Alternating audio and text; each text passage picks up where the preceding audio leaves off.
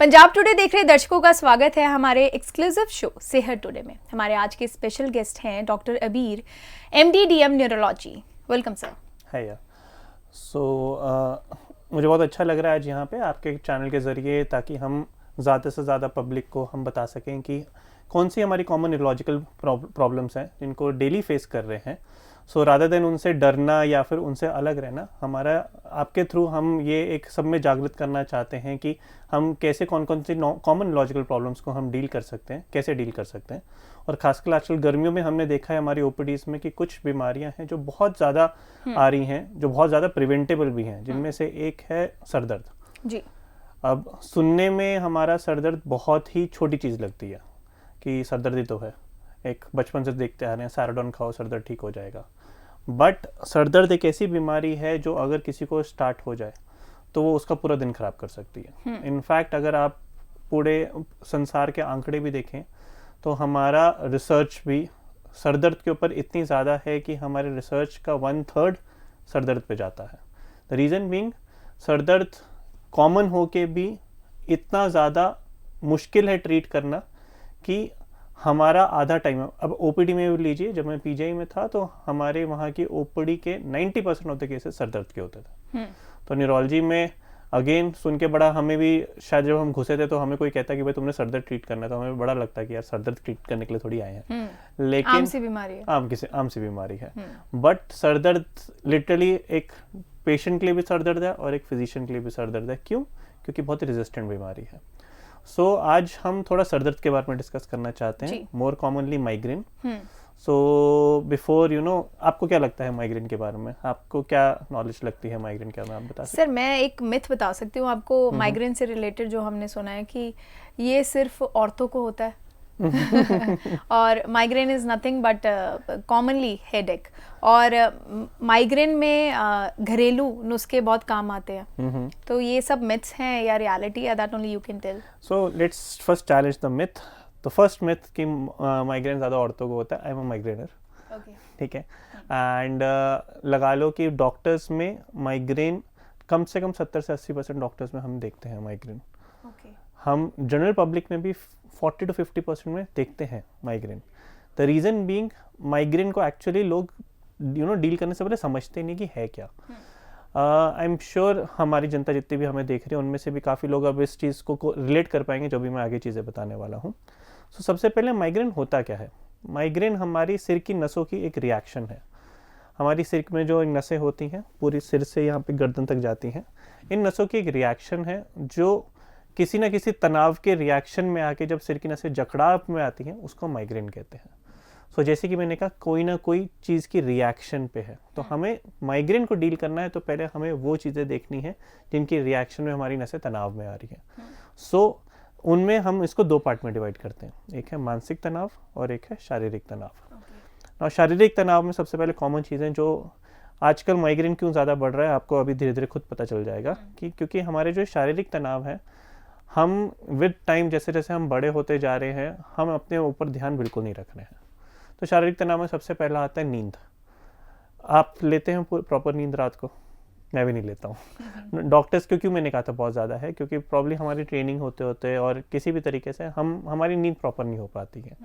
तो अगर कभी भी लगा लो कि आपको 7 से 8 घंटे रात की नींद अच्छी चाहिए ही चाहिए। अगर उससे कम नींद हो या फिर काफ़ी लोग लेट जाते हैं 7 से 8 घंटे, लेकिन वो नींद नहीं ले पाते, उनके बीच बीच में नींद टूटती रहती है, बीच बीच में किसी और ख्याल में होते हैं। आजकल का सबसे कॉमन मोबाइल में रहते हैं, जैसे including I am guilty for that कि रात को सोते हुए मोबाइल में रहना, that's not a good thing, ठीक है। वो उससे क्या होता है कि हमारी नींद प्रॉपरली नहीं आ पाती है, अगले दिन हमारी नस तनाव में रहेगी उसके कारण। सेकेंड, 3 टाइम खाना ना खाना। अगेन आप खाते हैं? सेम गोस, आजकल हमारी वर्किंग क्लास पॉपुलेशन एंड आजकल शायद पतले होने के कारण, यस पतला होना चाहिए, वो भी मैं बताऊंगा क्यों, बट काफ़ी लोग इंटरमिटेंट फास्टिंग या फिर काफ़ी लोग पतला होने के लिए खाना मिस करना या फिर टाइम नहीं है इसलिए खाना मिस करना, तो अपने ऊपर ध्यान नहीं दे पा रहे हैं।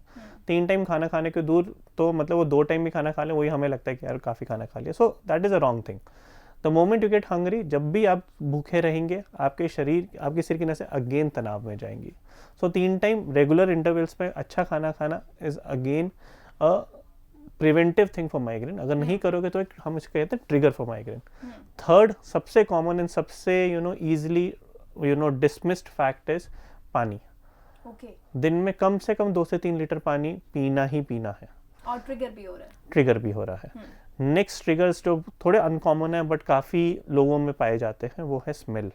कोई भी तीखी स्मेल, परफ्यूम्स की स्मेल, अच्छी स्मेल, बुरी स्मेल, बदबू, सुगंध, ये सारी चीज़ें भी हमारी माइग्रेन को ट्रिगर करती हैं. Environmental factors as such. Yes, देख फॉर एग्जांपल अगर मुझे भी माइग्रेन का थोड़ा थोड़ा अटैक हो रहा है, मुझे माइग्रेन का थोड़ा थोड़ा सर दर्द होना शुरू हो रहा है, उसी टाइम में पेट्रोल पंप जाता हूँ एंड एक तीखी स्मेल आती है, वो that will trigger the migraine. ठीक है. सो हम जनरली माइग्रेनर्स को कहते हैं कि अपने जो आसपास जितनी भी सुगंध है, पहले तो अपने ट्रिगर्स आइडेंटिफाई करो. आइडेंटिफाई और ट्रिगर्स, हर एक की कोई ना कोई पर्टिकुलर स्मेल है जो तंग करती है.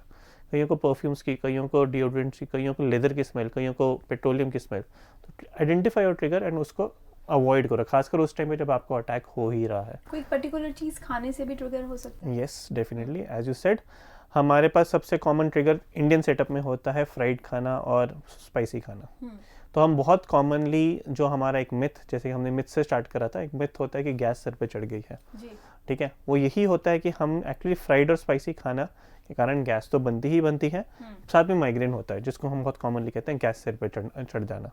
तो फ्राइड खाना, बहुत स्पाइसी खाना, कई लोगों को चीज़, जैसे फॉर एग्जांपल कई लोगों को चीज़ है which acts like a trigger, चीज़ खाना. चाइनीज़ में, वेस्टर्न कंट्रीज में चाइनीज़ में अजीनोमोटो करके एक वो डलता है. So that is one of a very common trigger for migraine. MSG. Yes. सो ये सारी चीज़ें हमारी माइग्रेन को ट्रिगर करती हैं. तो शारीरिक तनाव में एक और कॉमन है धूप में ज़्यादा जाना. अब धूप से क्या होता है? एवेपोरेशन से पसीना आता है, एवेपोरेशन से पानी कम होता है. सेकेंड, हमारे अंदर सॉल्ट्स कम होते हैं. सो धूप में ज़्यादा बंदा जाता है, अगेन उसको माइग्रेन होता है. पर्टिकुलर शैम्पूज सिर पे लगाने से, इन सब से माइग्रेन होता है. So the whole underlying message being अपने ट्रिगर्स आइडेंटिफाई करो. हर एक के अपने ट्रिगर्स हैं, हर एक के. मतलब आप अगर कोई भी माइग्रेनर, अब उसको कहो कि नेक्स्ट 1 मंथ में आपको जब भी आ रहा है उससे पहले ट्रिगर देखो. सेकेंड मोस्ट कॉमन ट्रिगर्स जो आजकल हैं वो है मेंटल स्ट्रेस. ठीक है. सो मेंटल स्ट्रेस हर एक को है, कोई कहे या ना कहे, हर एक को कोई ना कोई, चाहे पर्सनल चाहे प्रोफेशनल, कुछ ना कुछ तो होता ही है. स्टेट ऑफ हैप्पीनेस में नहीं है. एग्जैक्टली. सो जो मेरे अपने एक्सपीरियंस में है कि इनमें से कोई 2 का कॉम्बिनेशन जब होता है, B it mental stress plus one of the physical stress जो हमने बात करी, बी इट कि हम रात को सोए भी नहीं, अगले दिन ब्रेकफास्ट भी मिस कर दिया, आपको उस दिन माइग्रेन होएगा.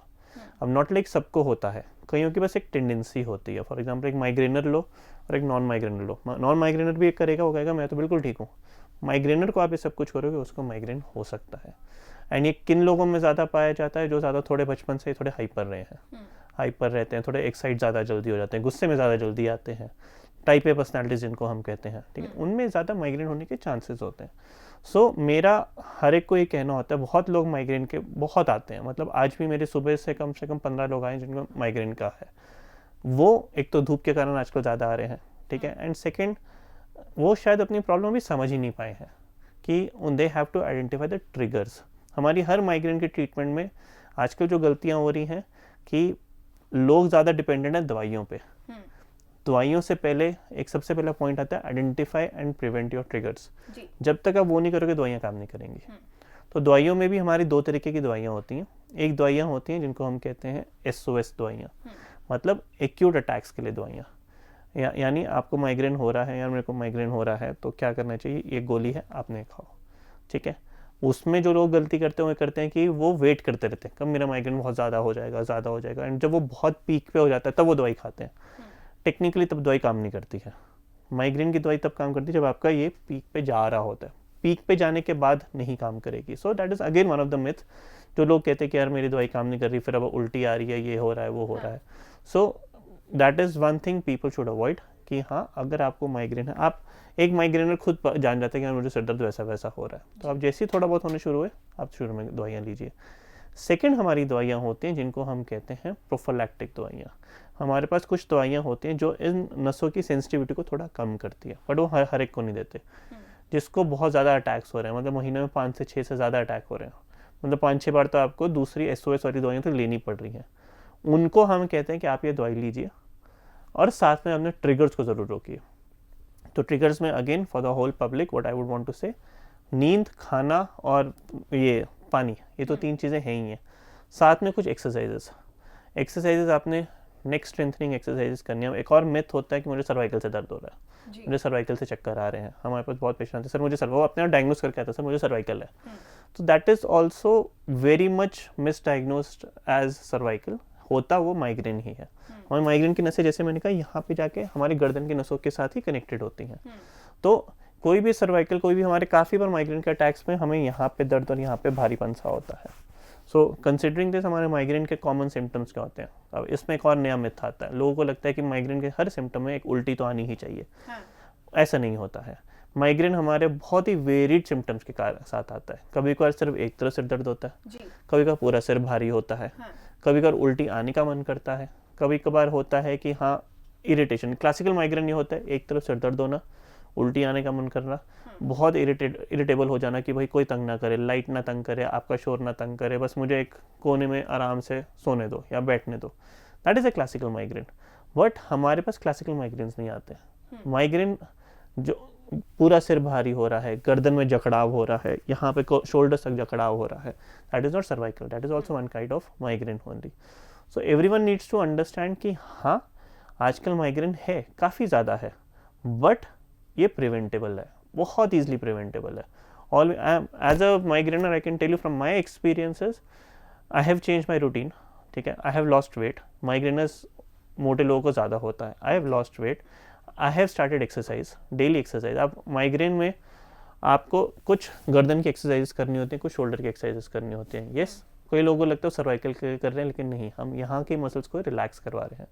आप वो करो, अपने ट्रिगर्स को आइडेंटिफाई करो, देयर इज़ नो चांस कि आपको माइग्रेन ज़्यादा तंग करेगा। आप इनमें से कुछ नहीं करोगे, देयर इज श्योरिटी आपको माइग्रेन तंग करेगा। And you know funny fact is, जैसे कि मैंने शुरू में कहा था, एक रिसर्च हमारी माइग्रेन पे इतनी हो रही है कि it has reach to an extent कि हमारी दवाइयाँ ही माइग्रेन की, अब हमारे 25-25 हज़ार का इंजेक्शन आ रहा है जो माइग्रेन के लिए दे रहे हैं। Recently I had a patient जो हर चीज़ कर चुका था except avoiding the triggers, and वो यहाँ तक आ गया था कि सर वो जो नया इंजेक्शन आया वेस्टर्न कंट्रीज़ में, हम वो लगा लें। तो मैंने कहा यार ये एक इंजेक्शन 25,000 का, why do you want to get it done, first do what is required. So rather than reaching to that level, first stick to basics. जो हमें बेसिक्स के वो होते हैं कि बेसिक्स पे जाते हैं, पहले जो हमने चीज़ें कर सकते हैं पहले वो करते हैं, एक्सरसाइजेस करते हैं, डेली थोड़ा एक्टिव बनते हैं, फिर हम दवाइयों पे आते हैं। एक और टर्मिनोलॉजी मैंने माइग्रेन में पढ़ी है, sinus. I am not sure whether it is related to migraine, is it the same? No, it's not the same. Sinuses क्या होते हैं, हमारे फेस में कुछ एरियाज होते हैं जी। एक खाली एरियाज होते हैं फेस में ही, फेस की बोन्स में बने होते हैं, 2 हमारे यहाँ पे, 2 यहाँ पे, कुछ यहाँ पे होते हैं और एक थोड़े फेस के पीछे की तरफ होते हैं। और these areas are basically normal ventilation के लिए एरियाज चाहिए होते हैं। हवा यहाँ से होके जाती है ताकि हमारे फेस को थोड़ा लाइट बनाती है। अब वो सारी हवा कहाँ से जानी होती है, नाक से। सो हमारे उन एरियाज में जब इन्फेक्शन हो जाए, जिनको हम साइनसाइटिस कहते हैं, या नाक बंद हो जाए, तो वो एरियाज में हवा का जो संचारण है वो कम हो जाएगा, तब इन्फेक्शन होएगी। So that causes facial pains. हमें यहाँ पे दर्द होएगा, थोड़ा इधर दर्द होएगा, थोड़ा अंदर की तरफ दर्द होएगा, which can trigger a migraine. So where the overlap comes is कि बंदे को साइनसाइटिस था, किसी कारण साइनसाइटिस हुआ, कोल्ड हुआ, नज़ला हुआ, साइनसाइटिस हुआ, उसने फिर माइग्रेन को ट्रिगर कर दिया, क्योंकि हमारी नसें आपस में कनेक्टेड तो है ही है। सो बहुत लोग अगेन उसमें कंफ्यूज हो जाते हैं कि भाई हमें को साइनस है कि माइग्रेन है। What you need to understand is, sinus अगर है तो है, आप उसको ट्रीट करो, बट उसने माइग्रेन को ट्रिगर करा, understand that. So treat a sinusitis and that is different from migraine, but both can be connected. Same goes for cervical. अगर आपके यहाँ पे थोड़े से भी खिंचाव पड़ गया, आपका माइग्रेन प्रेसिपिटेट हो सकता है उससे, but that doesn't mean आपको माइग्रेन नहीं है। आपको माइग्रेन है, that means you have a tendency for going into migraine. That means आपको जितने भी हमने अभी बातें करी वो आपको करनी है। आइडेंटिफिकेशन प्रिवेंशन के बाद अगर हम ट्रीटमेंट पे आते हैं, तो जैसे आपने कहा कि मेडिकेशंस हैं, some injections are also available, alternatives क्या है, exercises हैं, और is there any therapy available too? Not exactly, I would tell at this platform there are no, even in our field also migraine treat करने के लिए हमारे पास कुछ Botox के इंजेक्शंस होते हैं, हम वो लगा सकते हैं। यहाँ पे जहाँ पे जकड़ाव होती है वहाँ पे लगा सकते हैं। हम कुछ इन रिसर्च कुछ और चीज़ें भी आई हैं जिसमें हम यहाँ पे थोड़ा सा करंट सा लगाते हैं, जो माइग्रेन के जो पेन प्रोड्यूसिंग स्ट्रक्चर्स होते हैं उनको थोड़ा स्टिमुलेट करके थोड़ा उन्हें रिलैक्स करवाता है. But that again is something which I would still say कि हाँ, still let it go for the research. Botox तो अब काफ़ी कॉमनली हम लगाने लग गए हैं माइग्रेन के लिए, but still let's not discuss about that. Let's still focus on कि prevention, as already everyone says, prevention is the best cure. So only and only we can cure a migraine by preventing the attacks, understanding it. I have seen, so many patients who have actually got cure of the migraine. अपनी migraine पे फतह इसलिए पा पाए क्योंकि उनको migraine अब समझ आना शुरू हुआ है, वरना उससे पहले तो. और माइग्रेन में बहुत कॉमन एक विशियस साइकिल बहुत होता है. जैसे सिर दर्द होता है वो पकड़ के बैठ जाते हैं एंड देन उनको एंग्जाइटी शुरू हो जाती है. सिर दर्द हो गया उल्टी आ रही है, सिर दर्द हो गया उल्टी आ रही है, and then that becomes a vicious cycle. उनको उससे फिर माइग्रेन होता है, माइग्रेन से और एंग्जाइटी होती है, एंग्जाइटी से और माइग्रेन होता है. तो ये चलता रहता है, चेन रिएक्शन चलता रहता है, एंड ये बहुत गंदा रिएक्शन होता है. पेशेंट हमारे पास इमरजेंसी में आते हैं इतने हताश और इतने डरते हुए कि उनको पता नहीं क्या हो गया है. Yes, the headache is really bad, but ठीक है अभी का हम ट्रीट कर देंगे, नेक्स्ट वाला ना हो इसके लिए आपको उसको सोचना है. Sir, neurological disabilities includes wide range of disorders as you said. Migraine के अलावा और कौन से कॉमन डिसऑर्डर्स हैं? हमारे पास आजकल गर्मियों की बात करेंगे. गर्मियों में आजकल हमारे पास बैक एक्स बहुत कॉमन है, ठीक है. वरना जो क्लासिकल न्यूरोलॉजिकल डिसऑर्डर्स हैं उसमें हमारे पास एपिलेप्सीज हैं, हमारे पास स्ट्रोक्स हैं. Strokes is one of the very again a common thing जो बहुत लोग अब आ रहे हैं हमारे पास. एंड पेरिफेरल न्यूरोपैथी, हाथ पैर में झुंझुनाहट होना, टिंगलिंग होना, हाथ पैर में जलन होना, ये सारी चीज़ें हैं क्योंकि डायबिटीज़ वगैरह नहीं है. बट हर एक का क्रक्स देखा जाए तो हर एक मोस्ट ऑफ द थिंग्स हमारे होती इसलिए क्योंकि लोगों के lifestyle changes, diabetes, hypertension, BP की प्रॉब्लम वो कंट्रोल में नहीं है, एंड समहाउ लोग उसको अभी भी सीरियसली नहीं ले रहे हैं. And we call it the pandemic. कि जैसे अभी हम डेफिनेटली बहुत फ़नी चीज़ थी कि हम कोविड से बड़ा डरे. अभी कोविड का भी एपिडेमिक था, बहुत लोग डरे, बहुत डेथ्स हुई, लेकिन कोई ये नहीं देखता कि हमारे इस पैंडमिक के कारण जो हमारे आसपास हर एक को हो रहा है अब, उससे हम कितने डेली बेसिस पे लाइव्स भी लूज़ कर रहे हैं, एंड लाइफ से ज़्यादा हम क्वालिटी ऑफ लाइफ लूज़ कर रहे हैं. हमारे पास जैसे कि हम बात कर रहे हैं, एक बहुत ही स्केरी सी स्टडी है कि हमारे हर मिनट में हर जगह 10 स्ट्रोक्स हो रहे हैं. मतलब तो अब ये लेके चलो कि हम जितने बात कर रहे हैं कितने स्ट्रोक्स हो चुके हैं सिर्फ चंडीगढ़ में ही, ट्राई सिटी में ही, ठीक है. सो ये एक ऐसी चीज़ है कि हमारे यहाँ पे न्यूरोलॉजी में अब हम जितना प्रॉब्लम, जब मैंने ट्रेनिंग शुरू करती 20 साल पहले, तब नहीं मैंने देखा था जितना अब हम देख रहे हैं. ये कॉमन चीज़ें, स्ट्रोक्स ये प्रिवेंटेबल है. अगेन एपिलेप्सी, जो मिर्गी का दौरा जिसको हम कहते हैं, that is may be not preventable but manageable. हम उसको मैनेज कर सकते हैं अच्छे तरीके से उनको. और हर चीज़ में जो हमें लगता है जो वॉइड है वो है पब्लिक एजुकेशन. लाइक नॉर्मल जनता को पता होना चाहिए, एक अवेयरनेस नहीं है, और समहाउ वो अपने डॉक्टर से जाके डिस्कस नहीं कर रहे हैं कि उनको प्रॉब्लम क्या है. मतलब हमारे पास 20-20 साल, 10-10 साल पुराने पेशेंट्स भी आते हैं जिनको इतने साल से प्रॉब्लम चल रही है. उनसे पूछो सर आपको पता है कि आपको प्रॉब्लम क्या है? लाइक हम बस ये दवाई खा रहे हैं, ठीक है. हमें क्यों उसमें दुख होता है? क्योंकि हमें पता है कि चलो ठीक है आज ये ठीक है, लेकिन कल दोबारा कुछ हो जाता है, इनके घर में किसी को कुछ हो जाता है. टेक्निकली उन्होंने हमसे ज़्यादा सीख लिया इस प्रॉब्लम के बारे में 10 साल के साथ. हमने तो कम पढ़ा, उन्होंने शायद 10 साल में ज़्यादा सीख लिया, लेकिन वो उसको अभी समझ के यूटिलाइज नहीं कर पा रहे. मैं तो ये कहूँगा कि पेरिफेरल न्यूरोपैथी बहुत कॉमन है आजकल. मैं शुगर के कारण हाथ पैर में झुंझुनाहट होना, हाथ पैर में जलन रहना. क्या उसका नसों की इंसुलेशन से कुछ लेना देना? कह सकते हैं थोड़ा बहुत. हमारी 2 तरीके की पेरिफेरल न्यूरोपैथी होती है. नर्व्स, नसें जिनको हम कहते हैं, उनके ऊपर एक जैसे बिजली की तारों पे कवरिंग होती है, वैसे उनके ऊपर भी कवरिंग होती है. तो वो कवरिंग जब साफ़ होने लग जाती है due to diabetes, due to बहुत सारी और चीज़ें हैं, तो हमारी नसें जैसे बिजली तारे शॉर्ट सर्किट होने लग जाती हैं, वैसे नसें हमारी शॉर्ट सर्किट होती है. शॉर्ट सर्किट में चिंगारी निकलती है तो हमारे जलन होएगी, टिंगलिंग होएगी, मतलब झुंझुनाहट सी होएगी, एक करंट सा लगेगा. तो है तो सेम चीज़. हमें हर एक को एग्जांपल इस चीज़ का देता हूँ, बस बिजली की तारे समझो, उसको अपने शरीर के अंदर इमेजिन करो, और उनको कैसे आपने बचाना है उसको इमेजिन करो. तो उनको बचाने का अगेन मेन तरीका ये होता है, सबसे पहले तो अपने न्यूरोलॉजिस्ट के पास जाओ. Go to your neurologist, understand कि आपको है क्या. हर नस खराब शुगर के कारण नहीं है. इवन शुगर के पेशेंट में भी अगर नस कमज़ोर है तो हमारा एक रूल होता है कि हम पहले बाकी कारण को छोड़ते हैं, रूल आउट करते हैं, फिर हम कहते हैं कि शुगर के कारण है. सो पहले अपने न्यूरोलॉजिस्ट के पास जाओ, जानो कि आपकी नसें किस लिए कमज़ोर हो रही हैं, उनकी ये जो कवरिंग है वो ख़राब जा रही है कि पर से नस में ही खराबी आ रही है। फिर उसके बाद डिसीजन लो कि इसका करना क्या है। इलाज हमारे पास, जब हम घुसे थे न्यूरोलॉजी में, हमें शुरू में बड़ा बताया गया था न्यूरो तो एक ऐसी ब्रांच है जिसमें किसी बीमारी का इलाज नहीं होता, हम सिर्फ डायग्नोस करके छोड़ देते हैं। हालांकि जो मेरा मानना है वो ये है कि इलाज अगर ठीक टाइम पे करो तो सबका है, और इवन इफ अगर लेट भी हो गए तब भी हम उनको इलाज करके मैक्सिमम से मैक्सिमम रिकवरी दे सकते हैं। क्योंकि नसों में एक चीज़ होती है जिसको हम प्लास्टिसिटी कहते हैं, मतलब बाकी ऑर्गन्स के अनलाइक नसें एक ऐसी चीज़ है जो वापस ग्रो कर सकती हैं थोड़ी बहुत। Sir, is anxiety is also a neurological disorder? Not exactly. That anxiety का न्यूरो से रिलेशन ये होता है कि एंजाइटी न्यूरो की प्रॉब्लम्स को बहुत एक्सैसरबेट करता है, बहुत इंक्रीज करता है। मतलब एंजाइटी पर से वैसे हम साइकेट्री की तरफ वो करते हैं, बट एंजाइटी अगर किसी को हो तो उसको जितनी भी न्यूरो की प्रॉब्लम्स हैं वो ज़्यादा उभर के आएंगी। माइग्रेन, पेरिफेरल न्यूरोपैथी जिसकी भी हमने बात करी, स्ट्रोक्स, ये सारी चीज़ें उनमें ज़्यादा उभर के आएंगी। तो इसलिए हमारे लिए, हमारी फील्ड में एंजाइटी को ट्रीट करना उतना ही इंपॉर्टेंट होता है जितना उसको, जैसे कि हमने बात करी ट्रिगर्स की, so it will be one of the triggers for migraine. सो जब हमने उसको ठीक नहीं किया तो हम जितनी मर्जी दवाइयाँ देना वो कैसे ठीक होएगा। जी सर, न्यूरो में कुछ कंजेनिटल डिसीजेस हैं जो शायद बर्थ से पहले ही आइडेंटिफाई हो जाती हैं। Is it because of faulty genes? उनके बारे में बताइए। It will be wrong to say faulty jeans.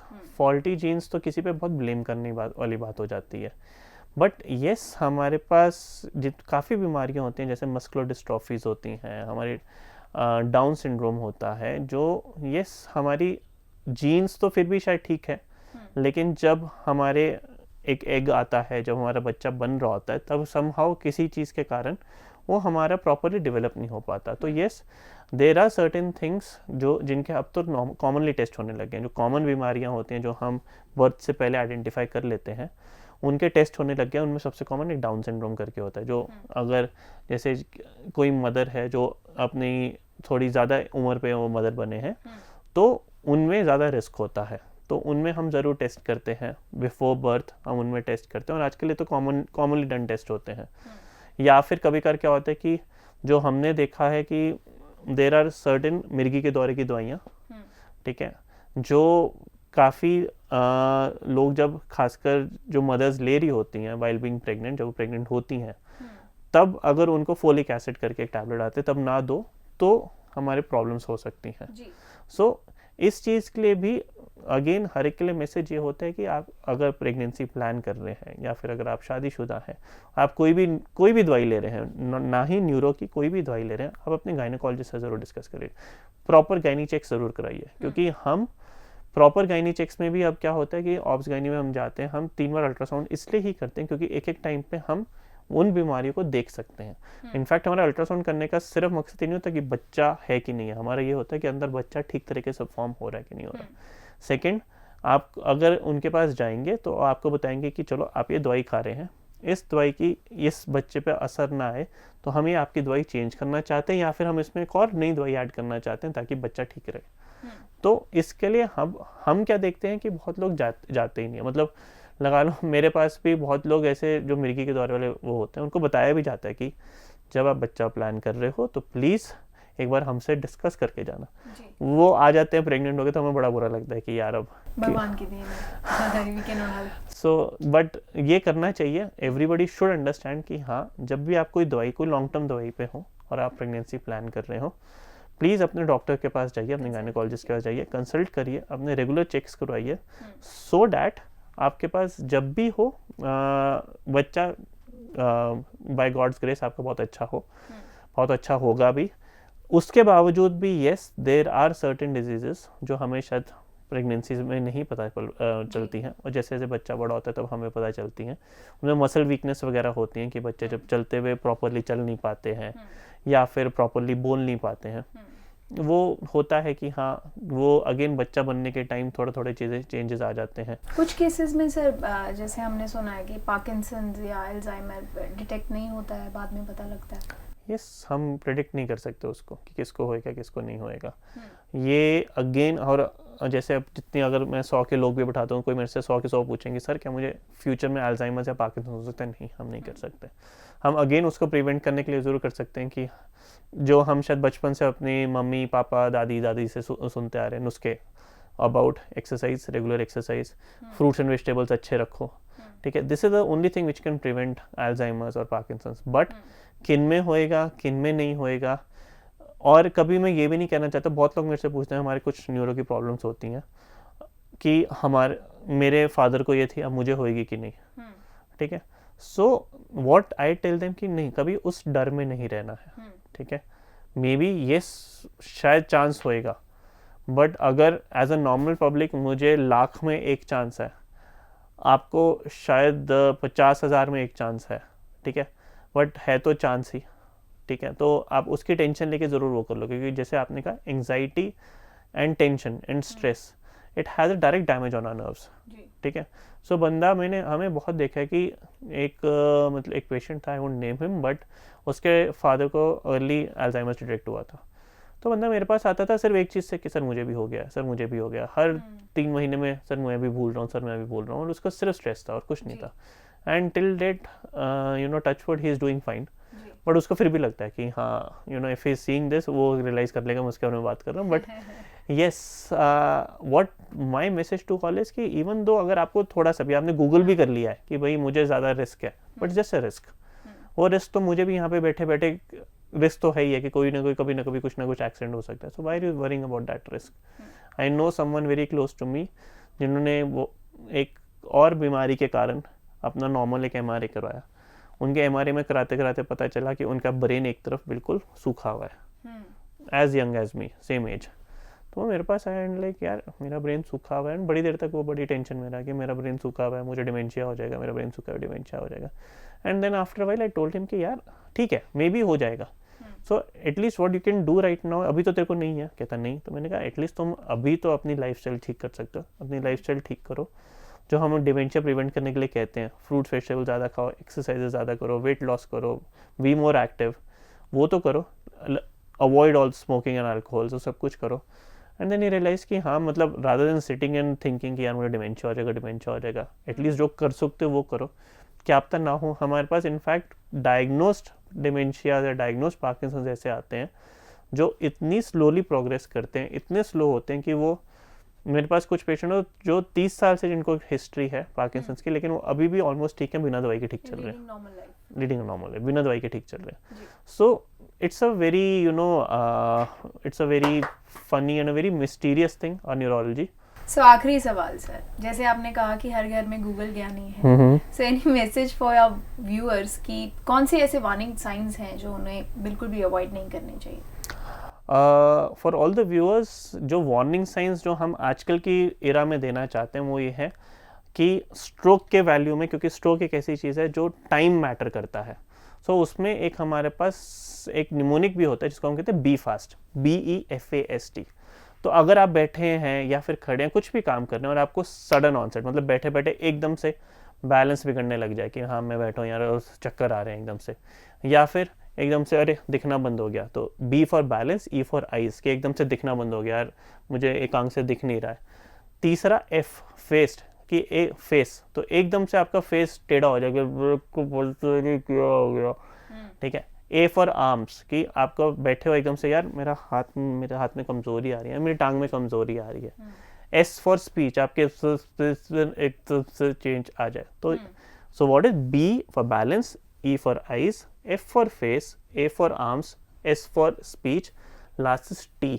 सो कभी भी आपको सडन ऑनसेट ये हो तो T फॉर टाइम, आपने नियर बाय किसी भी न्यूरो हॉस्पिटल में जाना है जहाँ पे CT स्कैन होता हो, वो भी टाइम कितना है, 4.5 घंटे, आजकल वैसे हम 6 घंटे कहने लगे, बट 4.5 घंटे लेके चले, 4.5 घंटे में आपने हॉस्पिटल पहुंचना ही पहुंचना है।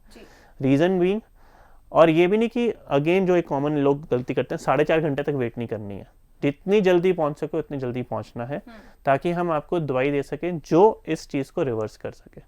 वरना 4.5 घंटे के बियॉन्ड हम दवाई नहीं दे पाते। उसके बाद हम कुछ ऑपरेशन ज़रूर कर पाते हैं, हमारे पास कुछ वैस्कुलर इंटरवेंशनिस्ट होते हैं जो कर पाते हैं, लेकिन हमारा रिकवरी के चांसेस उतने कम होते रहते हैं। Thank you so much for your views sir, I hope this will help our viewers to comprehend the situation. Thank you so much. Thank you, my pleasure. So अगली बार फिर हाजिर होंगे जी, डिस्कस करेंगे नई हेल्थ हैजेट को। तब तक जुड़े रहिए हमारे चैनल के साथ and do not forget to subscribe to our channel and download our app. Thank you.